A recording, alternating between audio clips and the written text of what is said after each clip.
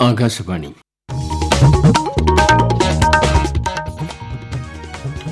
നമസ്കാരം. പ്രാദേശിക വാർത്തകൾ വായിക്കുന്നത് തുളസീദാസ് പരമേശ്വരൻ.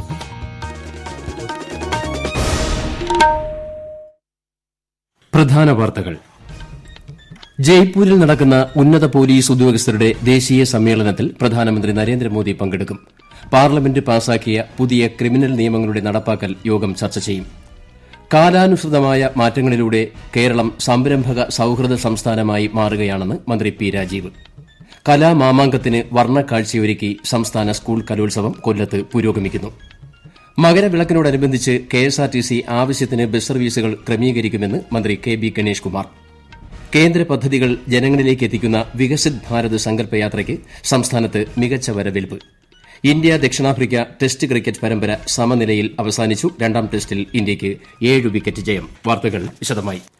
ജയ്പൂരിൽ നാളെ ആരംഭിക്കുന്ന ഉന്നത പോലീസ് ഉദ്യോഗസ്ഥരുടെ ദേശീയ സമ്മേളനത്തിൽ പ്രധാനമന്ത്രി നരേന്ദ്രമോദി പങ്കെടുക്കും. ഡിജിപി, ഐജി തല ഉദ്യോഗസ്ഥരുടെ 3 ദിവസത്തെ സമ്മേളനം സൈബർ കുറ്റകൃത്യങ്ങൾ, ഭീകരവിരുദ്ധ നടപടികൾ, ജയിൽ പരിഷ്കരണം തുടങ്ങി സുപ്രധാന വിഷയങ്ങൾ ചർച്ച ചെയ്യും. പാർലമെന്റ് പുതുതായി പാസാക്കിയ ക്രിമിനൽ നിയമങ്ങളുടെ നടപ്പാക്കൽ സംബന്ധിച്ച കാര്യങ്ങളും യോഗം ചർച്ച ചെയ്യും. നിർമ്മിത ബുദ്ധി, ഡീപ് ഫേക്ക് സാങ്കേതിക വിദ്യകൾ ഉയർത്തുന്ന വെല്ലുവിളികൾ എന്നിവ സമ്മേളനത്തിൽ ചർച്ചയാവും.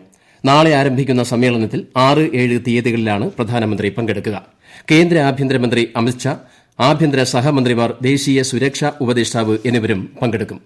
കാലാനുസൃതമായ മാറ്റങ്ങളിലൂടെ കേരളം സംരംഭക സൌഹൃദ സംസ്ഥാനമായി മാറുകയാണെന്ന് മന്ത്രി പി രാജീവ്. മിഷൻ 1000 പദ്ധതിയുടെ ആദ്യഘട്ട ഉദ്ഘാടനവും ഓൺലൈൻ പോർട്ടൽ ലോഞ്ചിംഗും തിരുവനന്തപുരത്ത് നിർവഹിക്കുകയായിരുന്നു മന്ത്രി. സൂക്ഷ്മ, ചെറുകിട, ഇടത്തരം സംരംഭങ്ങളെ മെച്ചപ്പെടുത്തുന്നതിനായുള്ള മിഷൻ 1000 പദ്ധതിയുടെ ആദ്യഘട്ടത്തിൽ 250 MSMEകളെ കൂടി തെരഞ്ഞെടുക്കുമെന്ന് അദ്ദേഹം പറഞ്ഞു. മുൻപ് തെരഞ്ഞെടുക്കപ്പെട്ട 88 MSMEകൾക്ക് പുറമെയാണ് ഇത്. തെരഞ്ഞെടുത്ത സംരംഭങ്ങളെ ശരാശരി 100 കോടി വിറ്റുവരവുള്ള സംരംഭമായി ഉയർത്തുവാനാണ് പദ്ധതി ലക്ഷ്യമിടുന്നത്. പദ്ധതിയുടെ ഭാഗമായി MSME യൂണിറ്റുകൾക്ക് മൂലധന നിക്ഷേപ സബ്സിഡി 40% വരെ നൽകുമെന്നും മന്ത്രി അറിയിച്ചു. 62ാമത് സംസ്ഥാന സ്കൂൾ കലോത്സവത്തിന് കൊല്ലത്ത് വർണ്ണാഭമായ തുടക്കം. ആശ്രാമം മൈതാനത്തെ മുഖ്യവേദിയിൽ മുഖ്യമന്ത്രി പിണറായി വിജയൻ ഉദ്ഘാടനം നിർവഹിച്ചു. ഗോത്രകലകളെ കലോത്സവത്തിൽ ഉൾപ്പെടുത്തുന്നത് പരിഗണനയിൽ ഉണ്ടെന്ന് മുഖ്യമന്ത്രി പറഞ്ഞു. വിവിധ വേദികളിലായി മത്സരങ്ങൾ പുരോഗമിക്കുകയാണ്. കോഴിക്കോട്, കൊല്ലം ജില്ലകളാണ് പോയിന്റ് നിലയിൽ ഇപ്പോൾ മുന്നിൽ നിൽക്കുന്നത്. ഈ മാസം 8 വരെ നീളുന്ന മേളയിൽ 239 ഇനങ്ങളിലായി 14,000 വിദ്യാർത്ഥികൾ മാറ്റുരയ്ക്കും.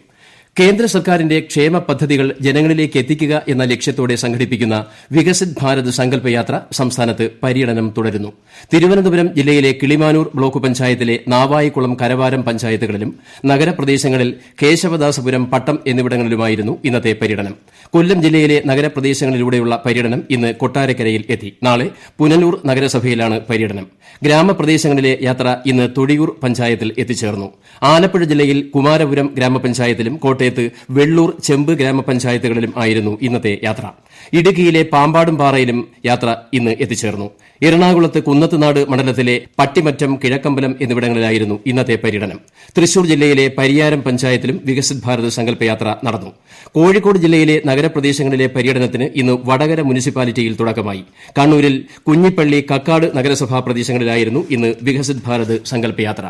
വികസിത് ഭാരത് സങ്കല്പയാത്രയുടെ ഭാഗമായി വിവിധ കേന്ദ്ര പദ്ധതികളുടെ ഗുണഭോക്താക്കൾ തങ്ങളുടെ അനുഭവങ്ങൾ പങ്കുവയ്ക്കുകയാണ്. PM കിസാൻ സമ്മാൻ നിധിയുടെ ഗുണഭോക്താവായ കണ്ണൂർ പാലയാട് സ്വദേശി ബാബുരാജ് ആകാശവാണിയോട്. എൻ്റെ പേര് ബാബുരാജ് എന്നാണ്. എനിക്ക് PM കിസാൻ നിധിയുടെ ഗഡുക്കൾ ലഭിച്ചുകൊണ്ടിരിക്കുന്നുണ്ട്. ആ പദ്ധതിയാൽ ഞാൻ പലതരത്തിലുള്ള കൃഷികൾ, വാഴ, തെങ്ങ്, കവുങ്ങ് അതുപോലുള്ള കൃഷികൾ ചെയ്തു വരുന്നുണ്ട്. പൂർണ്ണമായും ഉപജീവനമാർഗത്തിന് എത്തുന്നില്ലെങ്കിലും ഈ ഒരു പദ്ധതി കൊണ്ട് വളരെയേറെ ഗുണം ചെയ്യുന്നുണ്ട്. മകരവിളക്കിനോടനുബന്ധിച്ച് KSRTC ആവശ്യത്തിന് ബസ് സർവീസുകൾ ക്രമീകരിക്കുമെന്നും തിരക്ക് നിയന്ത്രിക്കുന്നതിന്റെ ഭാഗമായി KSRTC ബസ് തടഞ്ഞിടുന്ന പ്രവണത പാടില്ലെന്നും ഗതാഗത വകുപ്പ് മന്ത്രി കെ ബി ഗണേഷ് കുമാർ പത്തനംതിട്ടയിൽ മാധ്യമങ്ങളോട് സംസാരിക്കുകയായിരുന്നു അദ്ദേഹം. മകരവിളക്കിനോടനുബന്ധിച്ച് ഈ മാസം 14, 15, 16 തീയതികളിൽ സുഗമമായ ഗതാഗതം സാധ്യമാക്കുവാനുള്ള നടപടികൾ സ്വീകരിക്കുമെന്നും അദ്ദേഹം പറഞ്ഞു. പ്രാദേശിക വാർത്തകളാണ് ഈ കേൾക്കുന്നത്. ലിംഗമാറ്റ ശസ്ത്രക്രിയയ്ക്ക് വിധേയരായ ട്രാൻസ്ജെൻഡർ വ്യക്തികൾക്കായുള്ള ധനസഹായ അപേക്ഷകളിൽ അർഹരായവർക്കെല്ലാം സഹായം നൽകിയതായി മന്ത്രി ആർ ബിന്ദു. 81 ട്രാൻസ്ജെൻഡർ വ്യക്തികൾക്കായി 88 ലക്ഷം രൂപയാണ് നൽകിയത്. ട്രാൻസ് വുമൺ വിഭാഗത്തിൽ 51 പേർക്കും ട്രാൻസ് മാൻ വിഭാഗത്തിൽ 30 പേർക്കുമാണ് സഹായം ലഭിച്ചത്. മൂന്നാമത് പി പരമേശ്വരൻ അനുസ്മരണ പ്രഭാഷണം വിദേശകാര്യമന്ത്രി ഡോക്ടർ എസ് ജയശങ്കർ മറ്റന്നാൾ തിരുവനന്തപുരത്ത് നടത്തും. നീതിയുക്തമായ ലോകക്രമം രൂപപ്പെടുത്തുന്നതിൽ ഭാരതത്തിന്റെ പങ്ക്, ഭാവിയിലേക്കുള്ള വീക്ഷണം എന്നതാണ് പ്രഭാഷണത്തിന്റെ വിഷയം. ഭാരതീയ വിചാരകേന്ദ്രം ഡയറക്ടറായിരുന്ന പി പരമേശ്വരനെ അനുസ്മരിക്കുന്ന സമ്മേളനം കഴക്കൂട്ടം അൽ സാജ് കൺവെൻഷൻ സെന്ററിലാണ് നടക്കുന്നത്. മോദിയുടെ ഗ്യാരണ്ടിയിൽ സാധാരണക്കാർക്ക് വിശ്വാസമാണ് എന്നുള്ളതിന്റെ തെളിവാണ് തൃശൂരിൽ നടന്ന സ്ത്രീശക്തി മോദിക്കൊപ്പം മഹിളാ സംഗമത്തിന്റെ വൻ വിജയമെന്ന് ബിജെപി സംസ്ഥാന അധ്യക്ഷൻ കെ സുരേന്ദ്രൻ. തൃശൂരിലെ നിഷ്പക്ഷമതികളായ സഹോദരിമാർ പ്രധാനമന്ത്രിയെ കാണാൻ എത്തിയതായും അദ്ദേഹം പറഞ്ഞു. ഈ മാസം 27 മുതൽ മോദിയുടെ ഗ്യാരണ്ടി പുതിയ കേരളത്തിന് എന്ന മുദ്രാവാക്യം ഉയർത്തി എൻഡിഎ കേരള പദയാത്ര നടത്തുമെന്നും ശ്രീ സുരേന്ദ്രൻ പറഞ്ഞു. പ്രധാനമന്ത്രി പ്രസംഗിച്ച തൃശൂർ വടക്കുംനാഥ മൈതാനിയിൽ ചാണകവെള്ളം തളിക്കാൻ ശ്രമിച്ച യൂത്ത് കോൺഗ്രസ് KSU പ്രവർത്തകരുടെ നടപടിയെ രൂക്ഷമായി വിമർശിച്ച് കേന്ദ്ര സഹമന്ത്രി വി മുരളീധരൻ. പ്രധാനമന്ത്രി പിണറായി സർക്കാരിനെ വിമർശിക്കുമ്പോൾ കോൺഗ്രസ് യുവനേതാക്കൾ പ്രതികരിക്കുന്നത് എന്തുകൊണ്ടാണെന്നും മന്ത്രി ആരാഞ്ഞു. 2023 കേരള സംസ്ഥാന ചലച്ചിത്ര പുരസ്കാരങ്ങൾക്ക് ചലച്ചിത്ര അക്കാദമി എൻട്രികൾ ക്ഷണിച്ചു. 2023 ജനുവരി 1 മുതൽ ഡിസംബർ 31 വരെ സെൻസർ ചെയ്ത കഥാചിത്രങ്ങൾ, കുട്ടികൾക്കുള്ള ചിത്രങ്ങൾ, 2023 പ്രസാധനം ചെയ്ത ചലച്ചിത്ര സംബന്ധിയായ പുസ്തകങ്ങൾ, ആനുകാലികങ്ങളിൽ പ്രസിദ്ധീകരിച്ച ചലച്ചിത്ര സംബന്ധിയായ ലേഖനങ്ങൾ എന്നിവയാണ് അവാർഡിന് പരിഗണിക്കുക. അപേക്ഷകൾ 2024 ഫെബ്രുവരി 5 വൈകുന്നേരം 5 മണിക്ക് മുൻപായി അക്കാദമി ഓഫീസിൽ ലഭിച്ചിരിക്കണം. കേപ്പ് ടൌണിൽ നടന്ന ദക്ഷിണാഫ്രിക്കയ്ക്കെതിരായ 2ാം ടെസ്റ്റിൽ ഇന്ത്യയ്ക്ക് 7 വിക്കറ്റ് ജയം. ഇതോടെ 2 മത്സരങ്ങളുള്ള പരമ്പര സമനിലയിൽ പിരിഞ്ഞു. 79 റൺസ് വിജയലക്ഷ്യവുമായി 2ാം ഇന്നിംഗ്സിനിറങ്ങിയ ഇന്ത്യയുടെ ജയം അനായാസമായിരുന്നു. ബാറ്റിംഗ് ദുഷ്കരമായ പിച്ചിൽ ഓപ്പണർ യശസ്വി ജയ്സ്വാൾ 23 പന്തിൽ 6 ഫോറടക്കം 28 റൺസ് നേടി. രോഹിത് 17 റൺസുമായും ശ്രേയസ് അയ്യർ 4 റൺസുമായും പുറത്താകാതെ നിന്നു. 12 ഓവറിലാണ് ഇന്ത്യ കളി അവസാനിപ്പിച്ചത്. സംസ്ഥാനത്ത് മറ്റന്നാൾ വരെ ഒറ്റപ്പെട്ട ശക്തമായ മഴയ്ക്ക് സാധ്യത. പത്തനംതിട്ട, എറണാകുളം, ഇടുക്കി, തൃശൂർ, കോഴിക്കോട്, കണ്ണൂർ, കാസർഗോഡ് ജില്ലകളിൽ ഇന്ന് മഞ്ഞ ജാഗ്രത പ്രഖ്യാപിച്ചു. ഇടുക്കി, പാലക്കാട് ജില്ലകളിൽ നാളെ മഞ്ഞ ജാഗ്രതയാണ്. ലക്ഷദ്വീപ് പ്രദേശത്ത് മത്സ്യബന്ധനത്തിന് പോകരുതെന്നും നിർദ്ദേശമുണ്ട്.